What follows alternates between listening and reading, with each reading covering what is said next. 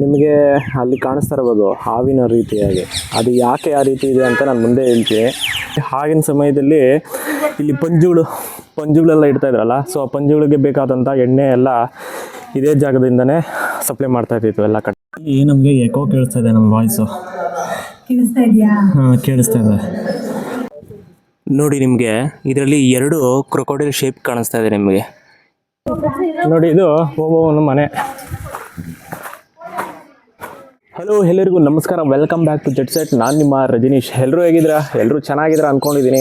ಈ ದಿನ ನಾನಿದ್ದೀನಿ ಕೋಟೆಯ ನಗರಿ ಚಿತ್ರದುರ್ಗದಲ್ಲಿ. ಚಿತ್ರದುರ್ಗ ಕೋಟೆಯ ವಿಶೇಷತೆಗಳನ್ನು ಮತ್ತು ಇದರ ಇತಿಹಾಸನ ನಾನು ನಿಮಗೆ ಈ ವಿಡಿಯೋದಲ್ಲಿ ತಿಳಿಸ್ಕೊಡ್ತೀನಿ. ನೀವು ಯಾವಾಗಾದರೂ ಚಿತ್ರದುರ್ಗಕ್ಕೆ ಬಂದರೆ ನನ್ನ ವಿಡಿಯೋ ನಿಮಗೆ ಯೂಸ್ಫುಲ್ ಆಗ್ಬೋದು. ಸೊ ಇನ್ಯಾಕೆ ತಡ, ಬನ್ನಿ ಈ ವಿಡಿಯೋದಲ್ಲಿ ಹೋಗೋಣ. ನೀವು ಚಾನಲ್ನ ಸಬ್ಸ್ಕ್ರೈಬ್ ಮಾಡಿಲ್ಲ, ದಯವಿಟ್ಟು ಸಬ್ಸ್ಕ್ರೈಬ್ ಮಾಡಿ, ಪಕ್ಕದಲ್ಲಿ ಕಾಣುವಂಥ ಬೆಲ್ ಬಟನ್ ಒತ್ತಿ. ಸೊ ಬನ್ನಿ ಈ ವಿಡಿಯೋದಲ್ಲಿ ಹೋಗೋಣ. ಇತಿಹಾಸ ಪ್ರಸಿದ್ಧ ಚಿತ್ರದುರ್ಗದ ಕೋಟೆಯನ್ನು ಕೇವಲ ಯಾವುದೇ ಒಬ್ಬ ರಾಜ ಅದನ್ನು ನಿರ್ಮಾಣ ಮಾಡಿದ್ದಲ್ಲ. ಇದು 211 ವರ್ಷಗಳ ಕಾಲ ನಿರ್ಮಾಣ ಮಾಡಿದಂಥ ಹಾಗೂ 16ಕ್ಕೂ ಹೆಚ್ಚು ಜನ ರಾಜರು ಮತ್ತು ಪಾಳಗಾರರು ಸೇರಿ ನಿರ್ಮಾಣ ಮಾಡಿದಂಥ ಒಂದು ಕೋಟೆಯಾಗಿದೆ. ಇದು 7 ಸುತ್ತಿನ ಕೋಟೆಯಾಗಿದ್ದು ಮೊದಲ 2 ಸುತ್ತು ಕೋಟೆಗಳು ನಗರದ ಭಾಗದಲ್ಲೇ ಇದೆ. ಉಚ್ಚಂಗಿ ಯಲ್ಲಮ್ಮ ಮತ್ತೆ ಏಕನಾಥೇಶ್ವರಿ ದೇವಸ್ಥಾನನ ನೀವು ಈ ನಗರದ ಭಾಗಗಳಲ್ಲಿ ನೀವು ನೋಡಬಹುದು. ಈ ಕೋಟೆ ಚಾಲುಕ್ಯರ ಮತ್ತೆ ಕದಂಬರ ವಿಜಯನಗರ ಸಾಮ್ರಾಜ್ಯಕ್ಕೂ ಸಹ ಒಳಪಟ್ಟಂತಹ ಒಂದು ಕೋಟೆಯಾಗಿದೆ. ಮುಂದೆ ಮದಕರಿ ನಾಯಕರ ಕಾಲದಲ್ಲಿ ಇದು ಮತ್ತಷ್ಟು ಪ್ರಖ್ಯಾತಿ ಪಡೆದಂತ ಕೋಟೆಯಾಗಿದೆ. ಬನ್ನಿ ಈಗ ಈ ಕೋಟೆ ಒಳಗೆ ಹೋಗೋಣ. ನೀವು ಟಿಕೆಟ್ ಬುಕ್ ಮಾಡ್ಬೇಕಂದ್ರೆ ಗೇಟಿನ ಮುಂಭಾಗ ಕಾಣಿಸುವಂತ QR ಕೋಡ್ ಅಲ್ಲಿ ಸ್ಕ್ಯಾನ್ ಮಾಡಿ ನಿಮ್ಮ ಎಲ್ಲಾ ಡೀಟೇಲ್ಸ್ ಹಾಕಿ, ID ಕಾರ್ಡ್ ಏನಾದರೂ ಇದ್ರೆ, ಗೌರ್ಮೆಂಟ್ ID ಕಾರ್ಡ್ ಏನಾದರೂ ಇದ್ರೆ ಅದನ್ನ ಫಿಲ್ ಮಾಡಿ ಆಮೇಲೆ ನೀವು ಟಿಕೆಟ್ ಬುಕ್ ಮಾಡಬೇಕಾಗುತ್ತೆ. ಒಬ್ಬರಿಗೆ 20 ರೂಪಾಯಿ, ಚಿಕ್ಕ ಮಗಳಿಗೆ ಫ್ರೀ. ನಿಮಗೆ ಅಲ್ಲಿ ಕಾಣಿಸ್ತಾ ಇರ್ಬೋದು ಹಾವಿನ ರೀತಿಯಾಗಿ. ಅದು ಯಾಕೆ ಆ ರೀತಿ ಇದೆ ಅಂತ ನಾನು ಮುಂದೆ ಹೇಳ್ತೀನಿ. ಇಲ್ಲಿ ಕೆಲವು ದೇವರ ಶಿಲ್ಪಗಳೆಲ್ಲ ಇದೆ, ಸೊ ಅದನ್ನೂ ನಿಮಗೆ ಹೇಳ್ತೀನಿ ಮುಂದೆ. ನೋಡಿ, ಇಲ್ಲಿ ನಿಮಗೆ ಮೇಲೆ ಕಾಣಿಸ್ತಿದೆಯಲ್ಲ, ಇದು ಬಂದ್ಬಿಟ್ಟು ಆಗ ಹೈದರಾಲಿ ಈ ಕೋಟೆನ ಅಟ್ಯಾಕ್ ಮಾಡಬೇಕಾದ್ರೆ ಆಗ ಬಿದ್ದಂಥ ಬಂದೂಕಿನ ಏಟುಗಳು, ಆ ಪಿರಂಗಿ ಏಟುಗಳಿದೆಯಲ್ಲ ಅದು. ಆ ಹಾವಿನ ರೀತಿ ಯಾಕೆ ಅಲ್ಲಿ ಕಡೆ ಇದು ಮಾಡಿದ್ದಾರೆ ಅಂದರೆ, ಈ ಕೋಟೆ ಹಾವಿನ ಶೇಪಲ್ಲಿದೆ. ಯಾಕಂದರೆ ಶತ್ರುಗಳು ಒಳಗೆ ಬರೋಕೋದಕ್ಕೆ, ಅವರು ವೇಗವಾಗಿ ಬರೋದನ್ನ ಕಂಟ್ರೋಲ್ ಮಾಡೋದಕ್ಕೆ, ಅವ್ರ ವೇಗವನ್ನು ಕಂಟ್ರೋಲ್ ಮಾಡೋದಕ್ಕೋಸ್ಕರ ಇದನ್ನು ಹಾವಿನ ರೀತಿಯಲ್ಲಿ ಶೇಪು ಇದು ಮಾಡಿದ್ದಾರೆ. ನೀವು ನೋಡ್ಬೋದು, ಇದು ಹಾವಿನ ರೀತಿಯಲ್ಲಿದೆ.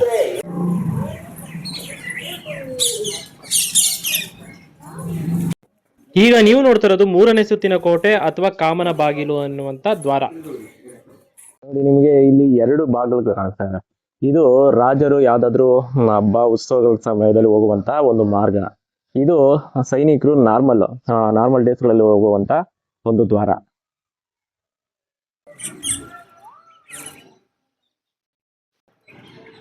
ಇದು ಕುಡಿಯೋ ನೀರಿನ ಹೊಂಡ. ನಿಮಗೆ ಅಲ್ಲಿ ಪಕ್ಕದಲ್ಲಿ ಕಾಣಿಸ್ತಾ ಇದೆಯಲ್ಲ, ಈ ರೀತಿಯ ಒಂದು ದೊಡ್ಡದಾಗಿ ಹೊಂಡ ರೀತಿ ಇದೆಯಲ್ಲ, ಅದು ಯಾಕೆ ಆ ಥರ ಇದೆ ಅಂತಂದರೆ, ಇಲ್ಲಿ ಜಲಚರ ಪ್ರಾಣಿಗಳನ್ನ ಬಿಟ್ಬಿಡೋರಂತೆ. ಯಾರಾದರೂ ಬೇರೆ ಶತ್ರುಗಳು ಇಲ್ಲಿಗೆ ಬರಬೇಕಾದ್ರೆ ಅವರು ಸ್ವಿಮ್ಮಿಂಗ್ ಮಾಡ್ಕೊಂಡು ಬಂದರೆ ಅವ್ರನ್ನ ಅಟ್ಯಾಕ್ ಮಾಡೋದಕ್ಕೋಸ್ಕರ ಅದರಲ್ಲಿ ಮೊಸಳೆಗಳನ್ನ, ಹಾವುಗಳನ್ನ, ಈ ರೀತಿಯ ವಿಷಜಂತುಗಳು, ಜಲಚರ ಪ್ರಾಣಿಗಳನ್ನ ಅಲ್ಲಿ ಬಿಡ್ತಾಯಿದ್ರಂತೆ. ಈ ರೀತಿಯ ತುಂಬ ಕೋಟೆಗಳಲ್ಲಿ ತುಂಬ ಪ್ಲೇಸಸನ್ನು ನಾನು ನೋಡಿದ್ದೀನಿ. ಎಕ್ಸಾಂಪಲು ನಮ್ಮ ಕರ್ನಾಟಕದ ಕವಲೇದುರ್ಗ. ನೀವು ಕವಲೇದುರ್ಗಕ್ಕೆ ಹೋದರೂ ಸಹ ಅಲ್ಲೂ ಸಹ ಈ ರೀತಿಯ ಕೋಟೆಯ ಸುತ್ತಲೂ ಒಂದು ಹೊಂಡ ರೀತಿ ಮಾಡಿರೋರು.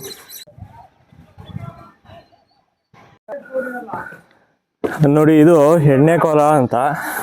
ಇಲ್ಲಿ ಆಗಿನ ಸಮಯದಲ್ಲಿ ಇಲ್ಲಿ ಪಂಜುಗಳೆಲ್ಲ ಇಡ್ತಾ ಇದ್ರಲ್ಲ, ಸೊ ಆ ಪಂಜುಗಳಿಗೆ ಬೇಕಾದಂಥ ಎಣ್ಣೆ ಎಲ್ಲ ಇದೇ ಜಾಗದಿಂದನೇ ಸಪ್ಲೈ ಮಾಡ್ತಾ ಇದ್ದಿತ್ತು ಎಲ್ಲ ಕಡೆ.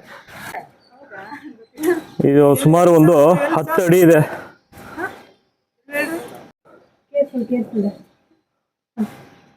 ಎಣ್ಣೆ ಕೊಳ್ಳದ ಪಕ್ಕದಲ್ಲಿರುವಂತ ಗವಿಲೆ ಇವರು ಸೈನಿಕರು, ಕಾವಲುಗಾರರು ಮಲ್ಕೊಂತಾ ಇದ್ರು.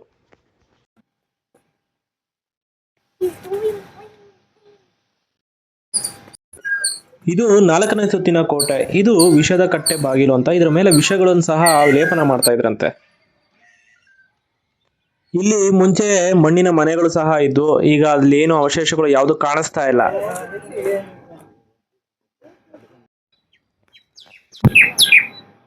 ಇಲ್ಲಿ ಮೊದಲೆಲ್ಲ ರಾಜರ ಮನೆಗಳಿದ್ವು ಇಲ್ಲಿ, ಅಂದರೆ ಅವ್ರು ವಾಸ ಮಾಡ್ತಿದ್ದಂಥ ಜಾಗ. ಅದು ಮಣ್ಣಿನ ಮನೆಗಳು ನೀವು ನೋಡ್ಬೋದು ಅಲ್ಲಿ, ಅದೆಲ್ಲ ಕಾಣಿಸ್ತಾ ಇದೆಯಲ್ಲ, ಅದೆಲ್ಲ ಈಗ ಬಿದ್ದೋಗಿದೆ. ಈಗ ನೀವು ನೋಡ್ತಾ ಇರೋದು ಸೇನಾಧೀಶನ ಬಾಗಿಲು ಅಥವಾ ಗಂಟೆಯ ಬಾಗಿಲು ಅಂತ. ಇದು 5ನೇ ದ್ವಾರ ಆಗಿದೆ.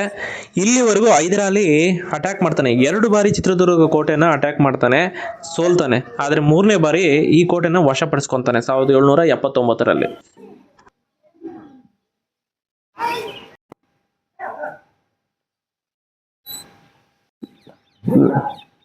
ನೋಡಿ, ನಿಮಗೆ ಆ ಬಂಡೆ ಗೂಳಿ ಆಕಾರದಲ್ಲಿದೆ.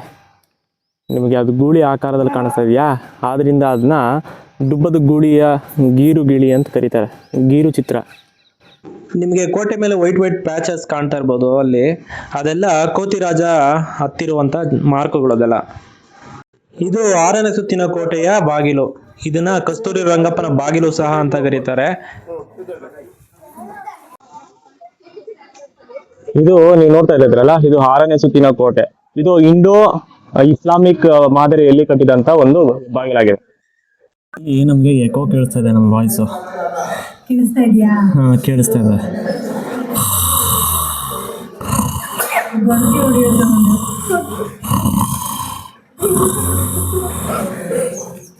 ರಾತ್ರಿ ಸಮಯದಲ್ಲಿ ಸೈನಿಕರು ಏನಾದ್ರು ಅಪ್ಪಿತಪ್ಪಿ ನಿದ್ದೆ ಮಾಡುವಾಗ ಗೊರಕೆ ಹೊಡೆದ್ರೆ ಅವ್ರಿಗೆ ಗೊರಕೆ ಸದ್ದು ಅವ್ರಿಗೆ ಎಕೋ ಆಗಿ ಅವ್ರು ಎಚ್ಚರಗೊಳ್ಬೇಕು. ಆ ರೀತಿಯ ಟೆಕ್ನಾಲಜಿನ ಆವಾಗ್ಲೇ ಇವರು ನಿರ್ಮಾಣ ಮಾಡಿದ್ರು.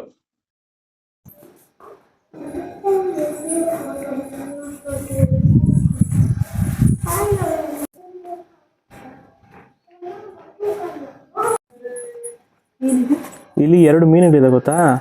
2 ಮೀನುಗಳಿದೆ ಅಂತಂದ್ರೆ ಅಲ್ಲಿ ನೀರಿನ ವ್ಯವಸ್ಥೆ ಇದೆ ಅಂತ ಅರ್ಥ. ಒಳಗಡೆ ಇಲ್ಲಿ ನೀರಿನ ಶತ್ರುಗಳು ಗೊತ್ತಾಗಬಾರದು ಅಂತ ಸಿಂಬಲ್ ಅದು.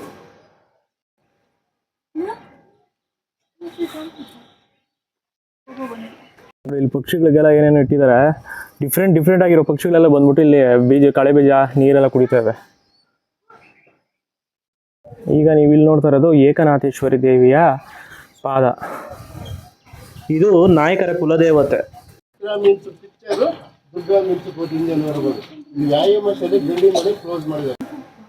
ನೋಡಿ, ಇದು ಗರಡಿ ಮನೆ. ಇದು ಈಗ ಸದ್ಯಕ್ಕೆ ಅದನ್ನ ಕ್ಲೋಸ್ ಮಾಡಿದ್ದಾರೆ.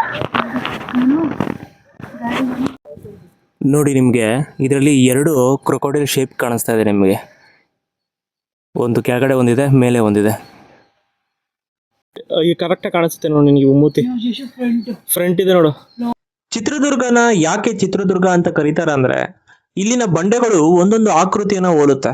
ಚಿತ್ರ ಅಂದ್ರೆ ಆಕೃತಿ, ದುರ್ಗ ಅಂದ್ರೆ ಕೋಟೆ, ಆದ್ರಿಂದ ಇದನ್ನ ಚಿತ್ರದುರ್ಗ ಅಂತ ಕರೀತಾರೆ.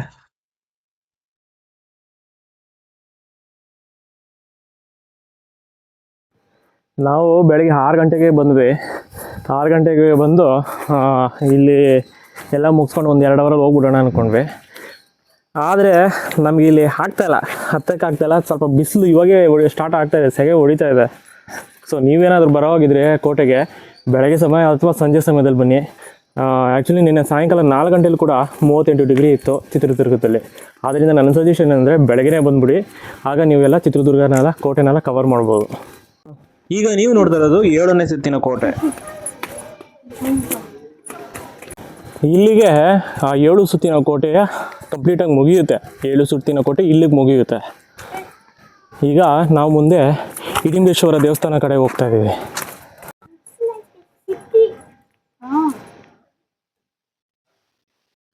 ನಿಮಗೆ ಅಲ್ಲಿ ಕಾಣಿಸ್ತಾ ಇದೆ ಸ್ಟೆಪ್ಸ್ ಥರ ಬಂಡೆಗಳೆಲ್ಲ ಸುಮ್ಮನೆ ಮಾಡಿದ್ದಾರೆ, ಕೆತ್ತಿದ್ದಾರೆ. ಹಂಗೆ ಹತ್ತಿ ಆಗೋಗಿ ಲಾಸ್ಟಿಗೆ ಅಲ್ಲಿ ಮೇಲೆ ಇದೆಯಲ್ಲ ಆ ಬತ್ತೇರಿಗೆ ಹೋಗ್ಬೋದು. ಆದರೆ ಇವಾಗ ನಾವು ಮಗುನೆಲ್ಲ ಕರ್ಕೊಂಡು ಅಷ್ಟು ದೂರ ಹೋಗೋದಕ್ಕಾಗೋದಿಲ್ಲ. ನಿಮಗೆ ಇಲ್ಲಿಂದನೇ ನಾನು ತೋರಿಸ್ತೀನಿ. ನೀವು ಹೋಗೋಗಿದ್ರೆ ಆ ರೀತಿ ಅಲ್ಲಿಗೆ ಹೋಗ್ಬೋದು.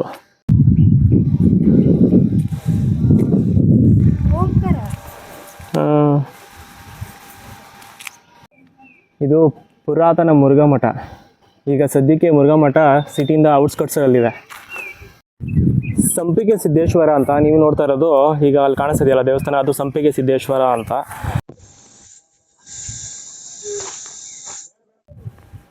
ಈ ಚಿತ್ರದುರ್ಗದ ಪುರಾತನ ಹೆಸರು ಬಂದ್ಬಿಟ್ಟು ಹಿಡಿಂಬ ಪಟ್ಟಣ ಅಂತ. ನಿಮಗೆ ಹಿಡಿಮಿನ ಓದೆ ಗೊತ್ತಿರ್ಬೋದು, ನಿಮಗೆ ಪಾಠ ಇರ್ಬೋದು. ಯಾರಿಗಾದ್ರೂ ಗೊತ್ತಿದ್ರೆ ಯಾವ ಕ್ಲಾಸ್ ಅಂತ ಗೊತ್ತಿದ್ರೆ ದಯವಿಟ್ಟು ಕಮೆಂಟ್ ಮಾಡಿ. ನೋಡಿ, ನಿಮಗೆ ಅಲ್ಲಿ ಕಾಣಿಸ್ತಾ ಇದೆಯಲ್ಲ ದೇವಸ್ಥಾನ, ಅದು ಹಿಡಿಂಬೇಶ್ವರ ದೇವಸ್ಥಾನ. ಇಲ್ಲೇ ಭೀಮ ಹಿಡಿಂಬನನ್ನು ವಧೆ ಮಾಡಿದ ತಕ್ಷಣ ಅದರ ನೆನಪಿಗಾಗಿ ಪಂಚಲಿಂಗೇಶ್ವರನ ಅಲ್ಲಿ ಪಾಂಡವರು ಸ್ಥಾಪನೆ ಮಾಡ್ತಾರೆ, ಇಲ್ಲಿ ಚಂದವಳ್ಳಿ ತೋಟ ಹತ್ರ.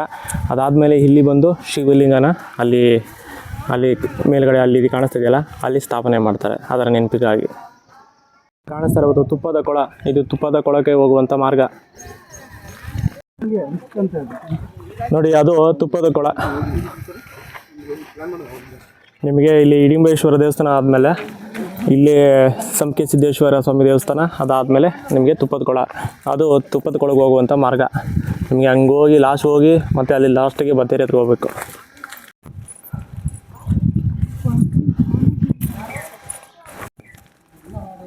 ನೋಡಿ, ಇದು ಟಂಕಶಾಲೆ.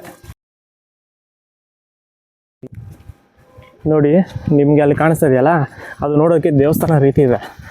ಇಲ್ಲಿ ನಾಣ್ಯಗಳನ್ನ ಶೇಖರಣೆ ಮಾಡಿಕ್ತಾ ಇದ್ರಂತೆ. ಇಲ್ಲಿ ಒಂದು ಚಿಕ್ಕದಾದಂಥ ಒಂದು ಹೊಂಡ ಇದೆ, ಅಲ್ಲಿ ನಾಣ್ಯಗಳನ್ನ ಹಾಕ್ತಾಯಿದ್ರು. ನಿಮಗೆ ತೋರಿಸ್ತೀನಿ ರೀ ಒಳಗೆ ಹೋಗಿ.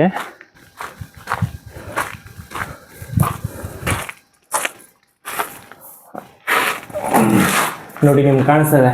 ನಿಮ್ಗೇನು ಕಾಣಿಸ್ತಾ ಇಲ್ಲ ಸದ್ಯಕ್ಕೆ. ಇದು ಇಲ್ಲಿ ನಾಣ್ಯಗಳನ್ನ ಹಾಕ್ತಾ ಇದ್ರಂತೆ, ಇಲ್ಲಿ ಮುಚ್ಚಿಡ್ತಾ ಇದ್ರು. ನೋಡಿ, ನಿಮಗೆಲ್ಲ ಕಾಣಿಸ್ತಾ ಇದೆಯಲ್ಲ, ಅದೆಲ್ಲ ಕಚೇರಿಗಳು, ಇವರ ಆಡಳಿತ ಕಚೇರಿಗಳು. RBI ರೀತಿ ನಾಣ್ಯಗಳನ್ನು ಮುದ್ರಣ ಮಾಡುವಂಥದ್ದು ಅಥವಾ ಯಾವುದೇ ಟ್ಯಾಕ್ಸ್ ಕಲೆಕ್ಷನ್ನು ಆ ರೀತಿ ಮಾಡ್ತಾಯಿದ್ದು. ನೋಡಿ, ನಿಮಗೆ ಈ ರೀತಿ ಮಾರ್ಕ್ಗಳು ಕಾಣಿಸ್ತಾ ಇದೆಯಲ್ಲ, ಇದೆಲ್ಲ ಆಗಿನ ಕಾಲದಲ್ಲಿ ಆನೆಗಳು ಮತ್ತು ಏನಾದರೂ ಕುದುರೆಗಳು ಇವೆಲ್ಲ ಹೋಗೋದಕ್ಕೆ ಅವಾಗ ಈಸಿ ಆಗಲಿ ಅಂತ ಹಳ್ಳದ ರೀತಿ ಕಾಣಿಸ್ತಾ ಇದೆ. ನೋಡಿ, ಇದೆಲ್ಲ ಈಗ ನೀವು ನೋಡ್ತಾ ಇದ್ದೀರಲ್ಲ, ಇದು ಅಕ್ಕ ತಂಗಿಯ ಹೊಂಡ. ಈ ಹೈದರ್ ಅಲಿ 1779 ಆ ಸಮಯದಲ್ಲಿ ಈ ಕೋಟೆಯನ್ನು ವಶಪಡಿಸಿಕೊಂಡಿದ್ದಾದಮೇಲೆ ಮದಕರಿ ನಾಯಕನ ಶ್ರೀರಂಗಪಟ್ಟಣದಲ್ಲಿ ಬಂಧಿಸಿ ಕೊಟ್ಟು ತುಂಬ ಚಿತ್ರಹಿಂಸೆ ಕೊಡ್ತಾ ಇರ್ತಾರೆ. ಆ ಸಮಯದಲ್ಲಿ ಅವರ ಪತ್ನಿಯರು ಇಲ್ಲಿ ಅಕ್ಕ ತಂಗಿ ನಾಗತಿ ಅಂತ ಏನೋ ಬರುತ್ತೆ ಹೆಸರು, ಅವರು ಇಲ್ಲಿ ಮತ್ತು ಅಲ್ಲಿ ಹೊಂಡದಲ್ಲಿ ಬಿದ್ದು ಸೋತೋಗ್ತಾರೆ. ಅವರ ನೆನಪಿಗಾಗಿ ಇದನ್ನು ಅಕ್ಕ ತಂಗಿಯರ ಹೊಂಡ ಅಂತ ಕರೀತಾರೆ. ನಿಮಗೆ ಅಲ್ಲಿ ಹೋದರೆ ನಿಮಗೆ ಗೋಪಾಲ ಸ್ವಾಮಿ ದೇವಸ್ಥಾನ ಸಿಗುತ್ತೆ. ಆ ಕಾಲದಲ್ಲಿ ಮಳೆ ನೀರಿನ ಸಂಗ್ರಹನ ಇಲ್ಲಿ ತುಂಬಾ ಚೆನ್ನಾಗಿ ವ್ಯವಸ್ಥೆ ಮಾಡಲಾಗಿತ್ತು. ಇದು ಗೋಪಾಲ ಸ್ವಾಮಿ ಟೆಂಪಲ್. ಇದು ಈಗ ನೀವು ನೋಡ್ತಾ ಇದ್ದೀರಲ್ಲ, ಇದೆಲ್ಲ ರಂಧ್ರಗಳೆಲ್ಲ ಪಂಜುಗಳು ಇಡುವಂತ ಒಂದು ಜಾಗ. ಇದು ಒನಕೆ ಓಬವ್ವನ ಸಮಾಧಿ ಅಂತ ಹೇಳ್ತಾರೆ, ಬಟ್ ಅದು ಎಷ್ಟು ಸತ್ಯನೋ ಗೊತ್ತಿಲ್ಲ ನನಗೆ. ನೋಡಿ, ಇದು ಅಕ್ಕ ತಂಗಿರ ಹೊಂಡದಿಂದ ಬರುವಂಥ ನೀರು. ಇಲ್ಲೇ ಬಂದು ಒನಕೆ ಓಬವ್ವ ನೀರು ಎತ್ಕೊಂಡು ಹೋಗ್ತಾ ಇದ್ದಿದ್ದು. ಗಂಡನಿಗೆ ದಾಹ ಆದಾಗ ಊಟ ಮಾಡುವ ಸಮಯದಲ್ಲಿ ಇಲ್ಲಿ ಬಂದು ನೀರು ತೊಗೊಂಡು ಹೋಗ್ತಾ ಇದ್ದಿದ್ದು. ಈಗ ನಾವು ಒನಕೆ ಓಬವ್ವನ ಮನೆ ಕಡೆಗೆ ಹೋಗ್ತಾ ಇದ್ದೀವಿ.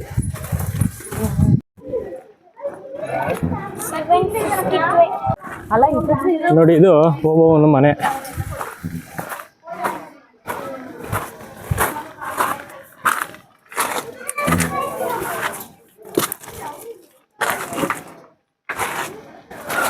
ನೋಡ್ತಾ ಇದ್ದೀರಲ್ಲ, ಇದೇ ನೋಡಿ ಓಬವ್ವನ ಮನೆ. ಇಲ್ಲೇ ತನ್ನ ಗಂಡ ಇಲ್ಲಿ ಊಟ ಮಾಡ್ತಿರ್ಬೇಕಾದ್ರೆ ನೀರು ಇರೋದಿಲ್ಲ, ಆದ್ದರಿಂದ ನೀರು ತರೋದಕ್ಕಂತ ಹೋದಾಗ ಆಗ ಹೈದರ್ ಅಲಿ ಸೈನಿಕರನ್ನ ನೋಡ್ತಾಳೆ. ನಿಮಗೆ ಅಲ್ಲಿ ಕಾಣಿಸ್ತಿರೋದು ಒನಕೆ ಓಬವ್ವನ ಕಿಂಡಿ. ಅಲ್ಲಿ ಹೈದರ್ ಅಲಿ ಸೈನಿಕರನ್ನ ಒನಕೆಯಿಂದ ದಾಳಿ ಮಾಡಿದ ನಂತರ ತದನಂತರ ಅವಳು ಇಲ್ಲಿ ಬಂದು ಮದಕರಿ ನಾಯಕನಿಗೆ ಹೇಳ್ತಾಳೆ, ರಣಕಾಹಳನೆ ಊದಿ ಅಂತ. ಆದರೆ ಹೈದರ್ ಅಲಿ ಸೈನಿಕ ಹಿಂದೆಯಿಂದ ಬಂದು ಬೆನ್ನಿಗೆ ಚೂರಿ ಹಾಕಿದ ನಂತರ ಆಕೆ ಇಲ್ಲಿ ಕುಸಿದು ಬಿದ್ದು ತನ್ನ ಪ್ರಾಣವನ್ನು ಕಳೆದುಕೊಳ್ತಾಳೆ. ನೋಡಿ, ಇದೇ ಓಬವ್ವನ ಕಿಂಡಿ. ನೋಡು ಜೋಶು, ಇಲ್ಲಿಂದ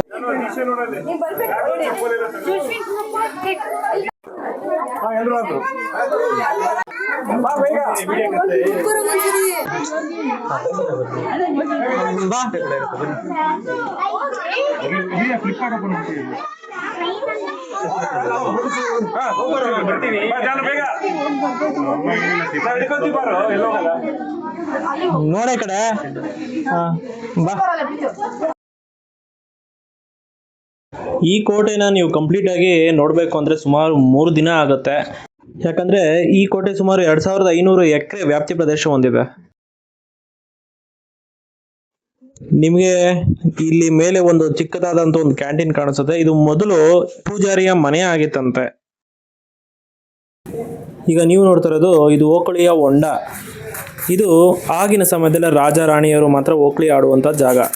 ಈ ಓಕ್ಲಿ ಹೊಂಡದ ವಿಶೇಷತೆ ಏನಂದರೆ ಆಗಿನ ಸಮಯದಲ್ಲಿ ರಾಜ ರಾಣಿಯರು ಮಾತ್ರ ಅಲ್ಲಿ ಓಕ್ಲಿ ಆಡ್ತಾಯಿದ್ರು. ಈಗ ಸಾಮಾನ್ಯ ಜನಗಳು ಹಬ್ಬದ ಹರಿದಿನ ಸಮಯದಲ್ಲಿ ಇಲ್ಲಿ ಓಕ್ಲಿ ಮಾಡ್ತಾರೆ. ಅಲ್ಲಿ ದೂರದಲ್ಲಿ ಒಂದು ಮರ ಕಾಣಿಸ್ತಾ ಇರ್ಬೋದು. ಆ ಮರದಲ್ಲಿ ಇರುವಂತ ಹೂಗಳು ಕೇವಲ ಇಲ್ಲಿನ ರಾಣಿಯರು ಮಾತ್ರ ತಲೆಗೆ ಮುಡ್ಕೋಬೇಕಾಗಿತ್ತಂತೆ. ಬೇರೆ ಯಾರೇ ಸಾಮಾನ್ಯ ಜನರು ಅದನ್ನ ಮುಡುವಂತೆ ಇಲ್ಲ. ಈಗ ನಾವು ಕೆಳಗಡೆ ಹೋಗುವಂಥ ಸಮಯ. ಸುಮಾರು ಎಂಟ್ರೆನ್ಸಿಂದ ಓಬವ್ವನ ಕಿಂಡಿಗೆ ನಮಗೆ ಸುಮಾರು ಒಂದು 2 ಅವರ್ ಆಯಿತು. ಇಲ್ಲಿಂದ ಎಲ್ಲ ನೀವು ನೋಡ್ಕೊಂಡು ಸುತ್ತಾಕೊಂಡು ಹೋಗೋಷ್ಟಕ್ಕೆ 2 ಅವರು 3 ಅವರ್ ಆಗುತ್ತೆ ಅಲ್ಲಿಂದ ಇಲ್ಲಿ ರಿಟರ್ನ್ ಬರೋದಕ್ಕೆ. ನೋಡಿ, ಇಲ್ಲಿ ಮಹರ್ಷಿ ವಾಲ್ಮೀಕಿಯವ್ರ ಮ್ಯೂಸಿಯಂ ಇದೆಯಂತೆ. ಹೀಗೆ ಹೋದರೆ ನಿಮಗೆ ಜೋಗಿಮಟ್ಟಿಗೆ ಹೋಗ್ಬೋದು 8 ಕಿಲೋಮೀಟ್ರು, ಚಂದ್ರವಳ್ಳಿಗೆ 4 ಕಿಲೋಮೀಟ್ರು, ಆಡುಮಲ್ಲೇಶ್ವರಗೆ 6 ಕಿಲೋಮೀಟ್ರು. ನೋಡಿದ್ರಲ್ಲ, ಇದಾಗಿತ್ತು ಚಿತ್ರದುರ್ಗ ಕೋಟೆಯ ಒಂದು ಐತಿಹಾಸಿಕ ವಿಶೇಷತೆಗಳು. ಐ ಹೋಪ್ ನಿಮಗೆ ಈ ವಿಡಿಯೋ ಇಷ್ಟ ಆಗಿದೆ ಅಂದ್ಕೊಂಡಿದ್ದೀನಿ. ನೀವು ಯಾವಾಗಾದರೂ ಇಲ್ಲಿಗೆ ಬಂದರೆ ನಿಮಗೆ ನನ್ನ ವಿಡಿಯೋ ಯೂಸ್ಫುಲ್ ಆಗ್ಬೋದು ಅಂದ್ಕೊಂಡಿದ್ದೀನಿ. ಸೊ ಮತ್ತೊಂದು ವಿಡಿಯೋದೊಂದಿಗೆ ಮತ್ತೊಂದು ಜಾಗದಲ್ಲಿ ಮತ್ತೆ ನಾನು ನಿಮ್ಮನ್ನ ಭೇಟಿ ಆಗ್ತೀನಿ. ಅಲ್ಲಿವರೆಗೂ ನಾನು ನಿಮ್ಮ ರಜನೀಶ್. ಟಾಟಾ, ಬಾಯ್ ಬಾಯ್.